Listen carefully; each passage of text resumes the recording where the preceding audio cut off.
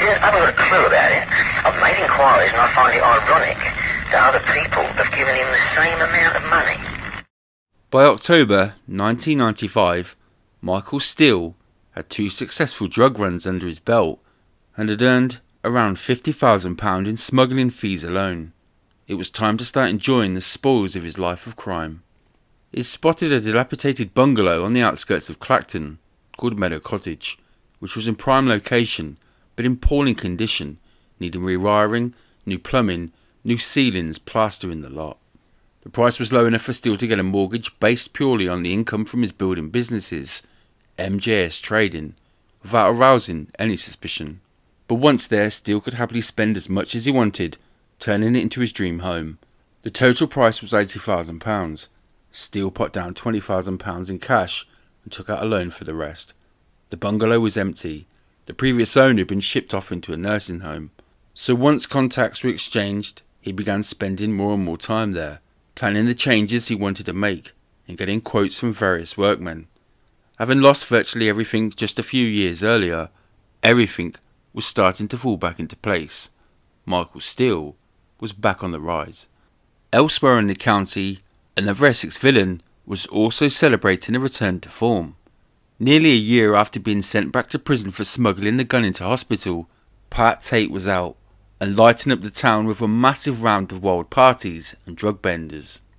The biggest of the celebrations took place at Tucker's brand new mansion in Fobbing, going under the name of Brymount Lodge. The £250,000 luxury hacienda-style bungalow came complete with a stunning view of the countryside and stables. In the front garden, there was a full-size statue of a naked goddess, and 6-foot-high Greek urns adorned the wall. In the garage block, Tucker kept his Porsche and the brand new Mercedes that he'd bought to replace the Jaguar. The property had electronic security gates, a sophisticated video intercom system, and was even patrolled by guard dogs at night. And Tucker had bought the lot for cash. The day of the party started off in the highest of spirits. One of the many pictures taken shows Tate, Mickey Steele and Jackie Street all together. Tate had an enormous smile on his face and looks relaxed in an open-necked denim shirt. Steele was standing with his hand on his hip and is also grinning broadly. Between the two men, looking like a rag doll, is Jackie Street, kicking up one of her legs like a tiller girl. Soon after the picture was taken, Steele took Tate to one side to discuss business. Steele explained that he was planning another drugs run in a couple of weeks' time, wanted to offer Tate the chance to buy into it. Tate asked how much Steele would charge for importing, and then balked at the £330 per kilo price, saying it was way too much. It would leave him with little profit for selling the drugs over here. Steele calmly explained that was his way of smuggling. There was virtually no risk. The chances of a customs patrol boat coming across his little rib on his way back from Blankenberg was less than zero. He should know, he'd done it 1,000 times. Sure, it might seem cheaper to pay some bozo to pile the stuff up in his boat and drive it through customs, but what with the sniffer dogs, x-rays and the like, there was at least a 1 in 10 chance of getting pulled. It would be a false economy. Eventually the pair agreed on a price of £300 per kilo, and Tate promised to get some money to Steele in the next few days. What Tate had failed to let on, however, was that he didn't actually have any money.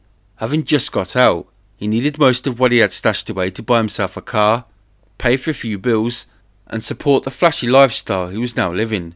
Tucker had given him control over a couple of clubs, but the profits from those would take time to arrive.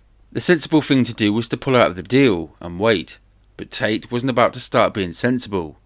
In fact, since being out of prison, he'd been getting increasingly out of control and paranoid. He began to fear he was being left behind Tucker and Rolfe. The two of them had killed Whittaker in his absence, and had set up profitable deals of their own. Tucker, in particular with his house, cars and horses, seemed to be raking it in. Even Rolfe was doing well, having paid £80,000 cash for Tucker's old detached house in Chafford 100. And while Tucker had offered Tate a place in his organisation, Tate knew this was more down to friendship than anything else. Tate wanted to prove himself every bit as good as the others, and the money he could make out of the deal with Steele could be a great start. So rather than wait and miss out, Tate decided to take advantage of the friendships he'd made in prison, where he'd become great pals with the likes of a well-known cop killer, two brothers from an Essex family known as the Joneses, who always had plenty of ready cash knocking about, and Ronnie Knight. The Joneses are the sort of villains whom every hardened members of the criminal underworld go out of their way to avoid.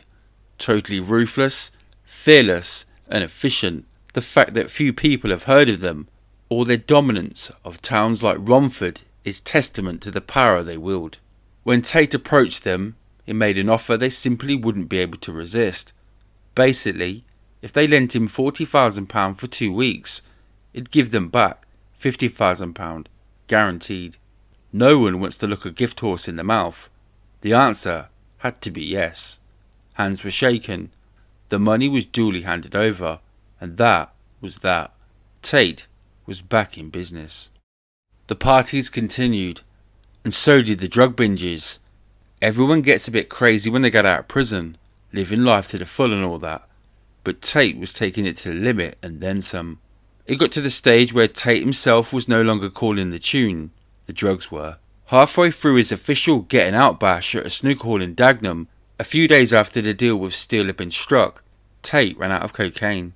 He decided that he needed more, and knowing he had plenty stashed near his home, he asked one of his guests to drive him over to his place. The man had been drinking heavily, and knew he was in no fit state to be behind the wheel of a car, so he refused. It was the wrong answer. Tate pulled the man to one side and pulled a gun on him. Get in your fucking car and drive me back to my fucking house, otherwise I'll fucking kill ya. The man reluctantly agreed. Half an hour or so later, mission accomplished, the pair returned to the party. Tate got out of his car and made his way back to the door, before noticing that the man who had driven him home was following close behind. "Where the fuck do you think you're going?" said Tate. "You ain't coming back here. Fuck off, go on, fuck off, as I shoot ya." Sarah Saunders had been Pat Tate's lover for more than 6 years, but during all of that time, the couple were only actually together for 1.5 years. I saw a side of Pat that no one else saw. I was really in love with him. He had a terrific personality, but he was always in prison. Sarah had been there when Tate had robbed the Happy Eater restaurant in Basildon. She had been there when he jumped the dock, a Bellariki magistrate's court, to make his bid for freedom. She had been there when he was captured and sentenced to 10 years for robbery and drugs offences. She'd even been there when Tate had been shot for the first time. The pair had a son, conceived when Tate was on day release from Hornsey Bay. But despite Tate doting on his child and providing for Sarah when he was away, the strain of separation eventually proved too much. When he got out of prison for the last time, we would just row a lot. He started taking lots of drugs, and it was really affecting his personality. He wasn't the same bloke I'd fallen in love with. I hardly recognised him. Sarah had been wanting to leave for some time, but was too scared and felt she had nowhere to go. The situation continued to deteriorate, and finally reached rock bottom soon after the Dagenham party. After a furious argument, Tate stormed out and told her it was all over. She was no longer welcome in his house, and had better not be there when he came back. In desperation, Sarah called the boyfriend of a close friend of hers, who lived a few streets away. He turned up in his car, helped Sarah grab a few things, and took her away to stay with them that night. The following morning, there was only one person Sarah wanted to call: Michael Steele. Whilst Tate had been in prison, the person he trusted most of his money was Michael Steele. Tate had put him in charge of around £23,000 and given him strict instructions to dish it out to Sarah, as and when it was needed to pay for bills and buy things for their son. The pair had got to know each other once Steele was in prison, and she became very pally with Jackie Street. As the months went by, so the friendship between Steele and Saunders developed. As soon as he heard the news about her being kicked out, Steele began to help her set up a new home. Over the next few weeks, Steele busied himself working on making his new house into a home. Having discovered what seemed like 50 years worth of rubbish in his barn, Steele enlisted the help of a few of his friends to help clear the place out. The pile of old boxes, pallets and bamboo sticks that emerged was nearly 20 feet high, and just crying out to be turned into a bonfire. Guy Fawkes night was just around the corner, so Steele planned a big party to coincide with him becoming the legal owner of the house. It was soon after the work on Meadow Cottage started that Tate called Steele at his home and told him to speak to him again in 10 minutes. Both men were paranoid about their home phones being tapped, so they'd taken the number of the 2 public call boxes nearest their homes. Whenever they needed to talk business, they would make a quick call and then rush over to the payphone. More than once, Tate would cut off whoever was using the payphone and tell them to fuck off. No one ever tried to argue. 10 minutes after they first spoke, the pair were talking again. "I've got that money here," said Tate excitedly. "How soon can you go?"